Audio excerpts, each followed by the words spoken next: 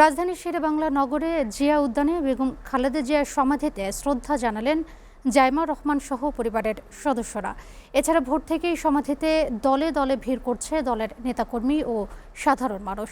কবর জিয়ারত শেষে দোয়া করতে দেখা যায় তাদের। অশ্রুসিক্ত নয়নে কেউ কেউ স্মরণ করছেন প্রিয় নেত্রীর স্মৃতি, কেউ বা শ্রদ্ধা নিবেদন করছেন পুষ্পস্তবক অর্পণের মাধ্যমে। শাহরিয়ার জামান দ্বীপের প্রতিবেদন। ঢাকার আকাশে তখনও সূর্যের দেখা মেলেনি। ভোর থেকেই ভিড় জমান মানুষ। উদ্দেশ্য জিয়া উদ্যান সংলগ্ন সদ্য প্রয়াত খালেদা জিয়ার সমাধি প্রাঙ্গণে শ্রদ্ধা জানানো। সকাল 10:30টায় পরিবারের সদস্যদের নিয়ে দাদির কবর জিয়ারতে আসেন নাতিন জাইমা রহমান। আধা ঘন্টা অবস্থান শেষে স্থান ত্যাগ করেন।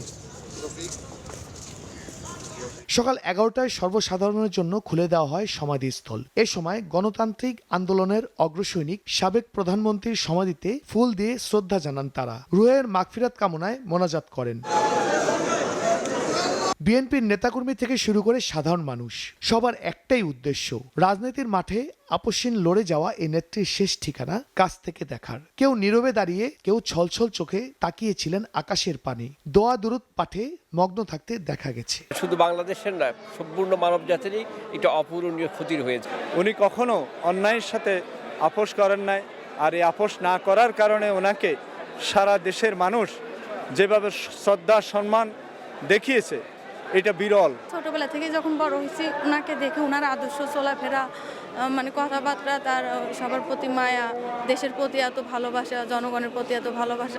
দল বলের মধ্যে অনেক ভুল ত্রুটি সবকিছু আছে, কিন্তু তিনি ব্যক্তিগতভাবে আমি তাকে অত্যন্ত স্মরণ রাখব, যে দেশের মানুষের সঙ্গে কাজ করতে এসে সারা জীবন উনি কষ্টের মধ্যে কাটিয়েছে। মানুষের চাপ ঘিরে বাড়ানো হয়েছে নিরাপত্তা ব্যবস্থাও। পুলিশ ও সেনাবাহিনীর পাশাপাশি রয়েছে অন্য বাহিনীর সদস্যরা।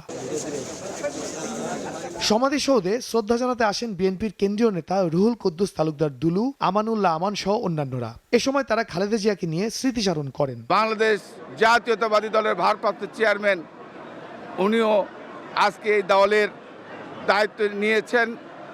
উনি ইনশাল্লাহ শহীদ প্রেসিডেন্ট জিয়াউর রহমান, বেগম খালেদা জিয়ার এই আদর্শকে ধারণ করে আগামী দিনে দেশ পরিচালনার জন্য দায়িত্ব পালন করবে বলে আমরা বিশ্বাস করি। স্লো পয়জনের মাধ্যমে তাকে হত্যা করা হয়েছে এবং এর দায় শেখ হাসিনা কোনোভাবেই এড়াতে পারবেন না, তাকে বিচারের সম্মুখীন হতে হবে। গেল 30শে ডিসেম্বর চিকিৎসাধীন অবস্থায় মৃত্যুবরণ করেন বেগম খালেদা জিয়া। এরপর জিয়া উদ্যানে শহীদ রাষ্ট্রপতি জিয়াউর রহমানের সমাধির পাশেই সমাহিত করা হয় তার সহধর্মিণী খালেদা জিয়াকে।